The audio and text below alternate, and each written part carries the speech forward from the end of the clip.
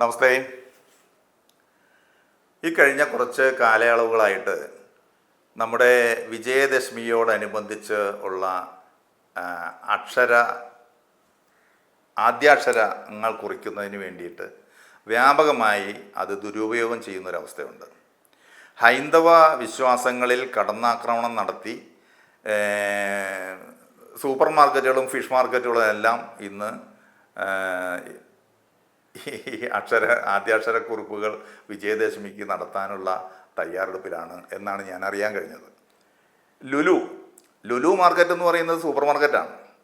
അവിടെ നടക്കുന്ന സിനിമാ പരിപാടികളാണ്. ഇത്തരം പരിപാടികളുടെ മുറ്റത്ത് അവർ പറയുന്ന തിരുമുറ്റത്ത് ഞങ്ങൾ ആദ്യാക്ഷരം കുറിക്കാൻ വേദി ഒരുക്കുന്നു എന്നാണ്. എന്നിട്ട് കുറേ ആളുകൾ വിളിക്കുന്നുണ്ട്.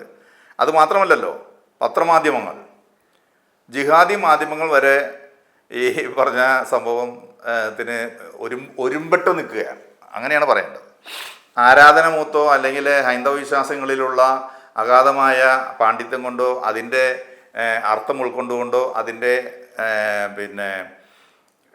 ഭക്തി ഉൾക്കൊണ്ടുകൊണ്ടോ ഒന്നുമല്ല ഇവർ ഇതിന് രംഗത്ത് വന്നിട്ടുള്ളത്. അവർ വന്നിട്ടുള്ളത് ഇതൊരു മാർക്കറ്റിംഗ് പരിപാടിയാക്കാനാണ്. ഹിന്ദുവിനെയാണ് എല്ലാ തരത്തിലും എല്ലാവർക്കും മാർക്കറ്റ് ചെയ്യാൻ പറ്റുള്ളൂ. അതുകൊണ്ട് ഈ ഹിന്ദുവിനെ മാർക്കറ്റ് ചെയ്യാൻ ഈ വിജയദശമി ദിനത്തിലെ ആദ്യാക്ഷരം കുറിക്കുന്ന ആ ദിവസം പോലും ഇവർ മാർക്കറ്റ് ചെയ്യുന്ന അവസ്ഥയിലാണ്. ഓണം മാർക്കറ്റ് ചെയ്യുന്നു, വിഷു മാർക്കറ്റ് ചെയ്യുന്നു. ഇപ്പോൾ കുറച്ച് നാളുകളായിട്ട് വിജയദശമിയും മാർക്കറ്റിങ്ങിൻ്റെ പിടിയിൽപ്പെട്ട് നിൽക്കുകയാണ്. ഇത് യഥാർത്ഥത്തിൽ ഹൈന്ദവർ ഒരു കാര്യം മനസ്സിലാക്കേണ്ടത്, സനാതന ധർമ്മ വിശ്വാസമുള്ളവർ മനസ്സിലാക്കേണ്ടത്, ഇത് ഇത്തരം പത്രമാഫീസുകളിലോ സൂപ്പർ മാർക്കറ്റുകളിലോ പോയി അല്ല നമ്മുടെ കുഞ്ഞുങ്ങളെ ആദ്യാക്ഷരം കുറിപ്പിക്കേണ്ടത്. അവർ കൃത്യമായി സരസ്വതി സാന്നിധ്യത്തിലാണ്, സരസ്വതി ക്ഷേത്രത്തിൽ ഇല്ലെങ്കിൽ പോലും ദേവാലയ അങ്കണത്തിലാണ് ഈ ആദ്യാക്ഷരം കുറിക്കേണ്ടത്. അതും കൃത്യമായി അവിടുത്തെ പൂജാരി ആരാണോ അദ്ദേഹത്തിൻ്റെ കൈകൊണ്ടാണ് നാവിൽ ആദ്യാക്ഷരം കുറിക്കേണ്ടത്. അങ്ങനെ തന്നെയാണ് നമ്മുടെ സങ്കല്പം. അതാണ് ചെയ്യേണ്ടതും. അങ്ങനെയാണ് പരമ്പരാഗതമായി സനാതന ധർമ്മവിശ്വാസികൾ ചെയ്തുകൊണ്ടിരുന്നത്. ഇതിനിടയ്ക്ക് കേരളത്തിലെ വിപ്ലവത്തിൻ്റെ മാറ്റുകൂട്ടാൻ വേണ്ടി അവർ ഈ സാധനം ഏറ്റെടുക്കുകയും ഹിന്ദുക്കളെ തെറ്റിദ്ധരിപ്പിച്ചുകൊണ്ട് ഇതിനകത്ത് മതേതരത്വം കലർത്താനുള്ള ശ്രമം നടത്തുകയും, ഹിന്ദുവിൽ മാത്രമേ മതേതരത്വം കലർത്താൻ പറ്റുള്ളൂ, മറ്റുള്ളിടത്തേക്ക് ചെന്ന് കഴിഞ്ഞാൽ തുണി പൊക്കി ചന്തിക്ക് അടികൊള്ളും, പഹൽഗാമോടെ ആവർത്തിക്കും.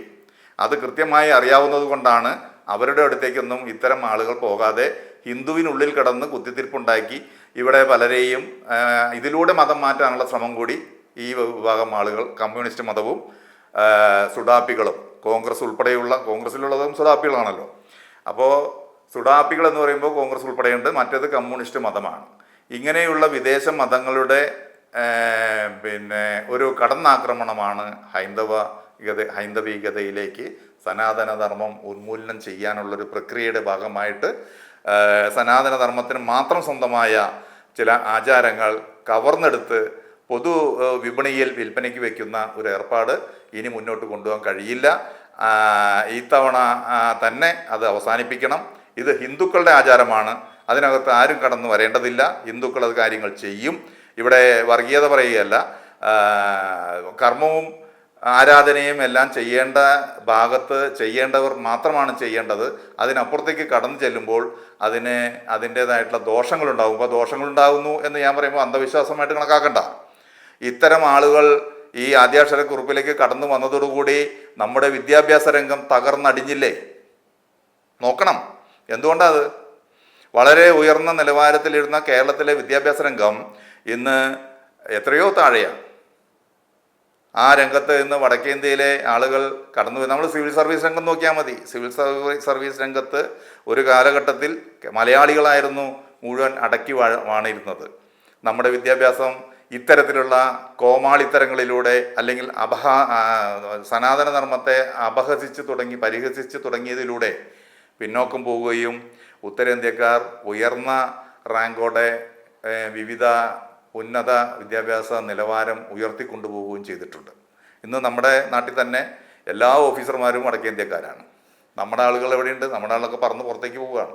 കാരണം ഇതൊന്നും നേടാൻ അവന് പറ്റണില്ല. അവൻ്റെ വിദ്യാഭ്യാസ നയം, വിദ്യാഭ്യാസ രംഗം ഇത്തരത്തിലുള്ള സനാതനധർമ്മ അവഹേളനത്തിലൂടെ വിദ്യാഭ്യാസ രംഗം അധപ്പതിച്ചു എന്ന് പറയാതിരിക്കാൻ നിർവാഹമില്ല. അതുതന്നെയാണ് കാരണം. അപ്പോൾ ദയവ് ചെയ്ത് ഇത്തരം പരിഹസിക്കാനായി സനാതനധർമ്മത്തെ ഉപയോഗിക്കുന്നവർ ഈ രംഗം വിട്ടൊഴിയണം എന്ന് തന്നെയാണ് നാഷണൽ ഹിന്ദു ലീഗിന് പറയാനുള്ളത്. വെറുതെ ഇതിനകത്ത് കിടന്ന് കുത്തിത്തിരിപ്പുണ്ടാക്കി നമ്മുടെ മക്കളുടെ ഭാവി കളയാൻ വേണ്ടി, അവരുടെ വിദ്യാഭ്യാസ രംഗത്ത് അധപ്പതനം ഉണ്ടാക്കാതിരിക്കാൻ വേണ്ടി നിങ്ങൾ സ്വയമേ ഒഴിഞ്ഞു പോകണം. ഞങ്ങളുടെ വിശ്വാസമായി മുന്നോട്ട് പോട്ടെ. ഞങ്ങൾ ആരെയും ഉപദ്രവിക്കുന്നില്ല, ആരെയും കൊല്ലാനും വരുന്നില്ല. ഞങ്ങളുടെ വിശ്വാസമില്ലാത്തവരെ, ഞങ്ങളുടെ വിശ്വാസം പിന്തുടരാത്തവരെ കൊല്ലണമെന്നോ കെട്ടിത്തൂക്കണമെന്നോ ഒന്നും ഞങ്ങൾ പറയുന്നില്ല. ആളുകൾക്ക് ആകണമെങ്കിൽ ആകാം, പക്ഷേ അത് ഞങ്ങളെ അപകീർത്തിപ്പെടുത്തിക്കൊണ്ടും പരിഹസിച്ചുകൊണ്ടും ആകരുത്. നിങ്ങൾക്ക് വേണമെങ്കിൽ ഞങ്ങളുടെ ക്ഷേത്രത്തിൽ വന്ന് അക്ഷരം കുറിക്കാം, അല്ലാതെ പൊതു നിരത്തിലും പൊതു മാർക്കറ്റിലും ഇറച്ചിക്കടകളിലും വെച്ച് സരസ്വതി പൂജ നടത്തി ആദ്യാക്ഷരം കുറിക്കാനുള്ളതല്ല. അത് ഹൈന്ദവ ക്ഷേത്രങ്ങളിൽ വെച്ച് മാത്രം നടത്തേണ്ടതാണ് എന്ന് മാത്രം ഓർമ്മിപ്പിക്കുകയാണ് ഇത്തരത്തിലുള്ള സംഘാടകരോട്. നമസ്തേ.